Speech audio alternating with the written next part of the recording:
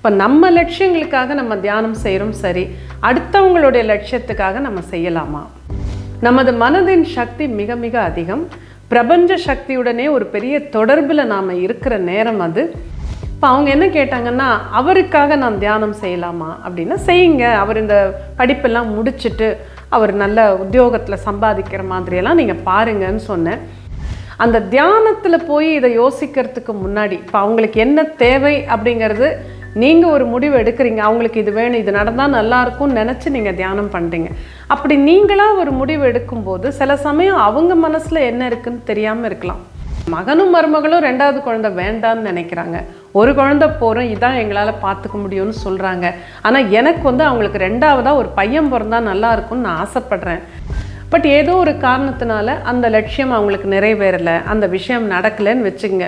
நம்ம இது நான் இவ்வளோ தியானம் பண்ணனே இது எப்படி நடக்காமல் போச்சு அப்படிங்கிற கேள்விகள் வரக்கூடாது. ஏன்னா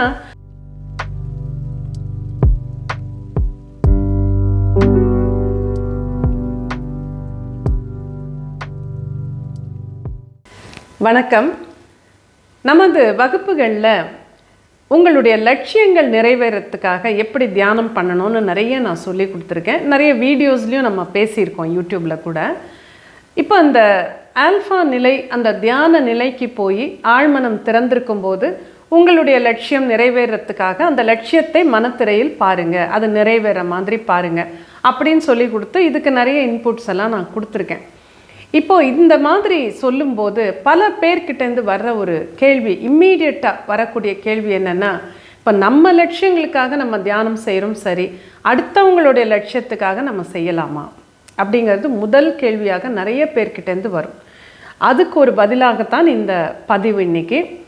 கண்டிப்பாக மற்றவர்களுக்காக நீங்கள் தியானம் செய்யலாம், நிச்சயமாக செய்யலாம். ஏன்னா அந்த தியான நிலைக்கு நம்ம போயிட்டோம்னா நமது மனதின் சக்தி மிக மிக அதிகம். பிரபஞ்ச சக்தியுடனே ஒரு பெரிய தொடர்பில் நாம் இருக்கிற நேரம் அது. அந்த சமயத்தில் நம்ம மனத்திரையில் என்னெல்லாம் பார்க்குறோமோ நிச்சயமாக அது நடக்கக்கூடிய வாய்ப்பை நாம் அதிகப்படுத்துகிறோம். அதனால் இப்போ நமக்கு ரொம்ப நெருங்கியவங்களுக்கு ஒரு பிரச்சனை அல்லது அவங்களுக்கு ஒரு விஷயம் நடக்கணும், இப்போ இதுக்காக தியானம் நீங்கள் கண்டிப்பாக செய்யலாம், இதில் எந்த தப்பும் கிடையாது. ஆனால் அந்த தியானம் செய்யும்போது 3 விஷயங்களை நீங்கள் மனசில் வச்சுக்கணும். 3 பாயிண்ட் ரொம்ப முக்கியமானது. அந்த 3 பாயிண்ட் இப்போ நான் விரிவாக சொல்கிறேன். அதை புரிஞ்சுக்கிட்டு நீங்கள் மற்றவங்களுக்காக கண்டிப்பாக தியானம் செய்யுங்க. முதல் பாயிண்ட்டு, இப்போ அடுத்தவங்களுக்கு ஏதோ ஒன்று நடக்கணும், அதுக்காக நீங்கள் தியானம் பண்ண போகிறீங்க அப்படின்னா அவங்கக்கிட்ட சொல்லலாமாங்கிறது ஃபஸ்ட்டு கேள்வி. முதல் பாயிண்ட்டு, சொல்லலாமா கூடாதான்னா அதை நீங்கள் எப்படி முடிவு பண்ணணும்னா, இப்போ அவங்களுக்கு நம்பிக்கை இருக்குதுன்னு வச்சுக்கோங்க. இந்த மாதிரி விஷயங்கள், அதாவது தியானம் செய்தால் சிலது நடக்கும் அப்படிங்கிற நம்பிக்கை இருந்தால், பிரார்த்தனை, தியானம், இதெல்லாம் ஒரு நம்பிக்கை, கடவுள் நம்பிக்கை இதெல்லாம் இருந்ததுன்னா நீங்கள் கண்டிப்பாக சொல்லலாம், உங்களுக்காக நான் தியானம் பண்ணுறேன், இது நடக்கும். பட் எப்போ சொல்லக்கூடாதுன்னா, அந்த நம்பிக்கையே இல்லாத போது அவங்களுக்கு சொல்லணும்னு அவசியம் இல்லை, நம்ம பண்ணலாம். இப்போ நம்ம ஆல்பா சித்தர் ஒரு பெண் கேட்டாங்க. அவங்களுடைய மகன், அவருக்கு 25-26 வயசு ஆகுது. அவர் மெடிக்கல் காலேஜில் படித்து அந்த படிப்பு முடியலை, அதனால் அது கண்டினியூ பண்ணிக்கிட்டு இருக்காரு. அதில் நிறைய அவருக்கு இடைஞ்சல்கள், நிறைய இடையூறுகள், அங்கே இருக்கிற சில மனிதர்களால் பிரச்சனைகள் ஏதேதோ சொன்னாங்க.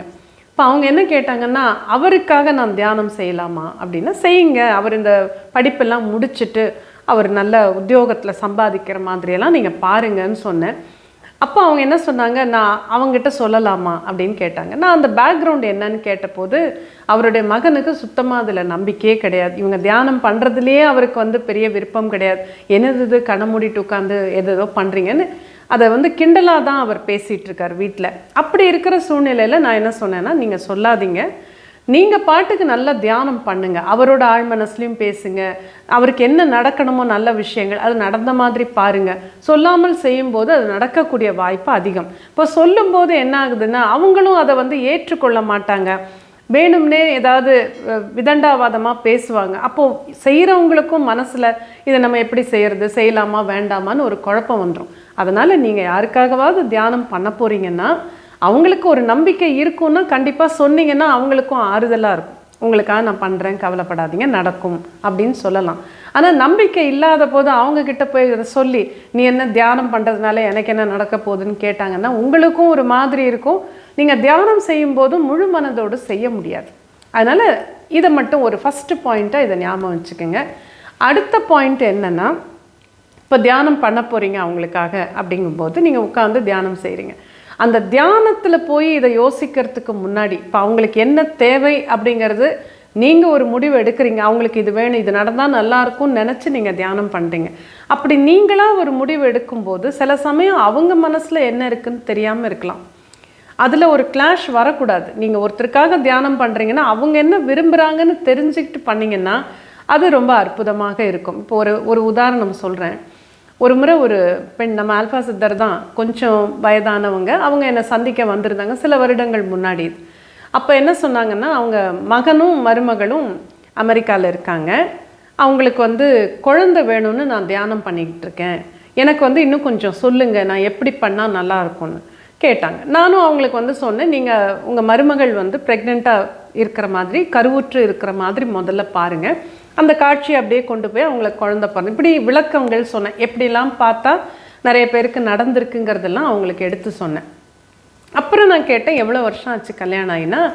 7 வருஷம் ஆச்சு கல்யாணம் ஆகி அப்படின்னாங்க. 7 வருஷமாக குழந்தை இல்லையா, டாக்டரை பார்த்தாங்களான்னு கேட்கும்போது, இல்லை அவங்களுக்கு ஒரு குழந்தை இருக்குது, ஒரு பொன் குழந்தை இருக்குது, இப்போ நான் 2வது குழந்தை வேணும்னு நான் தியானம் பண்ணுறேன் அப்படின்னாங்க. அப்போ எனக்கு ஒரு சின்ன சந்தேகம் வந்தது. அவங்க என்ன நினைக்கிறாங்க அப்படின்னா, இல்லை மகனும் மருமகளும் 2வது குழந்தை வேண்டான்னு நினைக்கிறாங்க, ஒரு குழந்தை போகிறோம், இதான் எங்களால் பார்த்துக்க முடியும்னு சொல்கிறாங்க. ஆனால் எனக்கு அவங்களுக்கு 2வதாக ஒரு பையன் பிறந்தா நல்லா இருக்கும்னு நான் ஆசைப்பட்றேன், அதனால் நான் தியானம் பண்ணணும் அப்படின்னாங்க. இப்போ நீங்களே யோசிச்சு பாருங்கள், அந்த கணவன் மனைவி இருவரும் ஒரு குழந்தை நமக்கு இருக்குது, இது போதும், அது எதுக்காகங்கிறது அவங்களுக்கு தான் தெரியும். பல காரணங்கள் இருக்கலாம், அங்கே இருக்கிற வாழ்க்கை முறை அவங்களுக்கு எப்படி இருக்கோ, பண வசதி எப்படி இருக்கோ, நமக்கு அதெல்லாமே தெரியாது, இந்த அம்மாவுக்குமே தெரியாது. அப்படி இருக்கும்போது அவங்க வேண்டான்னு நினைக்கிற ஒரு விஷயத்தை உட்காந்து இவங்க தியானம் பண்ணும்போது பிரபஞ்சம் கூட குழப்பம் அடைந்து விடும். அண்ட் தேவையில்லாமல் நம்ம ஒரு பிரச்சனையை உருவாக்குற மாதிரி, அது ஒரு கான்ஃப்ளிக்ட் இருக்கிற பிரச்சனை. அதனால நான் சொன்னேன், அதெல்லாம் நீங்கள் பண்ணாதீங்க, உங்கள் மகனும் மருமகளும் குழந்தையும் சந்தோஷமாக இருக்கிற மாதிரி பாருங்கள், போதும். அப்படி அவங்களுக்கு ஒரு குழந்தை வேணும்னு அவங்க நினச்சாங்கன்னா அது பிறக்கட்டும் அப்படின்னு சொன்னேன். அந்த மாதிரி சில லட்சியங்கள் பார்த்திங்கன்னா நம்ம அவ்வளோ யோசிக்க வேண்டியதில்லை. இப்போது உங்களுடைய குழந்தைகள், மகனோ மகளோ படிக்கிறாங்க, ஸ்கூலில் படிக்கிறாங்கன்னு வச்சுக்கோங்க. அவங்க நல்லா படிக்கணுங்கிறதுக்கு நீங்கள் தியானம் பண்ணுறதுக்கு குழந்தைங்கள போய் கேட்க வேண்டியதில்லை. நீ நல்லா படிக்கணும்னு நினைக்கிறியா, நிறைய மார்க் வாங்கணும்னு ஆசை இருக்கான்னு. கண்டிப்பாக எல்லா குழந்தைக்கும் அந்த ஆசை இருக்கும். இந்த மாதிரி பொதுவான விஷயங்களில் நம்ம யாரையும் கேட்க வேண்டாம், அவங்களுக்காக நம்ம தியானம் பண்ணலாம். ஆனால் இப்போ ஒரு குழந்தை பெற்றுக்கொள்வதோ, இன்றைக்கி பார்த்திங்கன்னா திருமணம் செய்து கொள்வதில் பெற்றோர்களுக்கும் குழந்தைங்களுக்கும் அவ்வளவு ஒரு கான்ஃப்ளிக்ட் இருக்குது. ஏன்னா பெற்றோர்கள் கல்யாணம் பண்ணிக்கோன்னு சொல்கிறாங்க, பிள்ளைகள் பெண்ணாக இருந்தாலும் பையனாக இருந்தாலும் எனக்கு இப்போ வேண்டாங்கிறாங்க. இதில் போய் நம்ம அவங்கக்கிட்ட அதை திணிக்க முடியாது, ஏன்னா அவங்க அந்த வாழ்க்கையை வாழணும், அவங்க மனசும் அதுக்கு சம்மதிச்சாதான் முடியும். ஸோ இப்படி ஒரு கான்ஃப்ளிக்ட் வரக்கூடிய இடத்துல, ஒரு எதிர்மறையான சிந்தனைகள் மோதக்கூடிய விதத்தில் இருந்ததுன்னா நீங்கள் அவங்களுக்காக தியானம் பண்ணாமல் அவங்க சந்தோஷமாக இருந்தால் போகிறோம்னு நினச்சிங்கன்னா அதுவே நல்லது. பட் எங்கே எதிர்மறை எண்ணங்கள் வராதோ, இப்போ ஒரு பெண் சொல்கிறாங்க, அவங்க கணவர் பிஸ்னஸ் பண்ணுறாரு, அப்போ என்னுடைய கணவருடைய தொழில் நல்லா நடக்கணும்னு நான் தியானம் செய்யலாமான்னா கண்டிப்பாக செய்யலாம், அதில் எந்த 2வது கருத்தும் இருக்கவே முடியாது. அதை மாதிரி பொதுவாக அவங்களும் விரும்புவாங்கன்னா நீங்கள் தாராளமாக பண்ணலாம், அவங்களுக்கு சொல்லிட்டும் பண்ணலாம், சொல்லாமலும் பண்ணலாம், அதை நீங்கள் சூழ்நிலையை பொறுத்து பார்த்துக்குங்க. பட் அந்த விஷயம் அவங்களுக்கும் ஏற்றுக்கொள்ளும்படியாக இருக்கணுங்கிறது ரொம்ப முக்கியம். இது 2வது பாயிண்ட். 3வது பாயிண்ட், இதில் தான் நிறைய பேர் மாட்டிப்பாங்க. என்னென்னா, இப்போ ஒருத்தருக்கு நம்ம ஏதோ ஒரு விஷயத்துக்காக தியானம் பண்ணியிருக்கோம், பண்ணிகிட்டே வரோம், டெய்லி அந்த தியானத்தை பண்ணுறோம், ஏதோ ஒரு காரணத்துக்கு அவங்களுக்கு நல்லபடியாக அது நடந்துருச்சுன்னா நமக்கு ரொம்ப சந்தோஷம். பட் ஏதோ ஒரு காரணத்தினால அந்த லட்சியம் அவங்களுக்கு நிறைவேறலை, அந்த விஷயம் நடக்கலைன்னு வச்சுங்க, நம்ம இது நான் இவ்வளோ தியானம் பண்ணேனே, இது எப்படி நடக்காமல் போச்சு அப்படிங்கிற கேள்விகள் வரக்கூடாது. ஏன்னா நம்ம இங்கே டீல் பண்ணுறது பிரபஞ்ச சக்தி கிட்ட சொல்கிறோம், நம்ம தியான நிலையில் கேட்குறோங்கும்போது எவ்வளோ நம்ம பண்ணாலும் அவங்க மனசில் என்ன எண்ணங்கள் இருக்குது, அந்த குறிப்பிட்ட விஷயம் வேணும்னு நினைக்கிறாங்களா இல்லையா. நான் இப்போ கூட உங்களுக்கு உதாரணங்கள் சொன்னேன். ஸோ சில பேர் மனசில் நம்ம எவ்வளோ தான் அவங்களுக்கு இது கண்டிப்பாக பொதுவான விஷயம் அவங்களுக்கு வேணும்னு நினச்சி பண்ணாலும் அவங்களுடைய நெகட்டிவ் தாட்ஸ் இருக்கலாம், அவங்களுடைய பூர்வ ஜென்ம புண்ணியங்கள் இருக்குது, இதில் நிறைய விஷயங்கள் வரும். அதனால் அடுத்தவங்களுக்காக தியானம் பண்ணும்போது நீங்கள் தியானம் பண்ணிவிட்டு விட்டுடுங்க, பிரபஞ்சம் அவங்களுக்காக செயல்படட்டும், அவங்களுக்கு எது நல்லதோ அது நடக்கட்டும்னு கடைசியில் சொல்லிட்டு விட்டுட்டிங்கன்னா, அது நடந்தாலும் நடக்கலைன்னாலும், நடந்தால் சந்தோஷப்பட்டுக்கலாம், நடக்கலைன்னா நாம் பெருசாக அனாலிசிஸ் பண்ணவும் வேண்டாம், வருத்தப்படவும் வேண்டாம். அந்த கொஞ்சம் டிட்டாச்மெண்ட் இருந்ததுன்னா லட்சியங்களுக்காக தியானம் செய்யும்போது இன்னும் சிறப்பாக அது செயல்படுங்கிறது நடைமுறையில் நம்ம பல வருடங்களாக பார்த்த ஒரு விஷயம். ஸோ அந்த அட்டாச்மெண்ட் இல்லாமல் கொஞ்சம் டிட்டாச்மெண்ட்டோட மற்றவங்களுக்கு இல்லை உங்களுக்கு பண்ணும்போது கூட அந்த மாதிரி தியானம் பண்ணிங்கன்னா இன்னும் சிறப்பாக இருக்கும். இந்த 3 பாயிண்ட்டை மைண்டில் வச்சுக்குங்க. அடுத்தவங்களுக்காக முடிஞ்சப்போ கண்டிப்பாக தியானம் பண்ணுங்கள். அது ஒரு பெரிய புண்ணியமாக உங்களுக்கு இருக்கும்.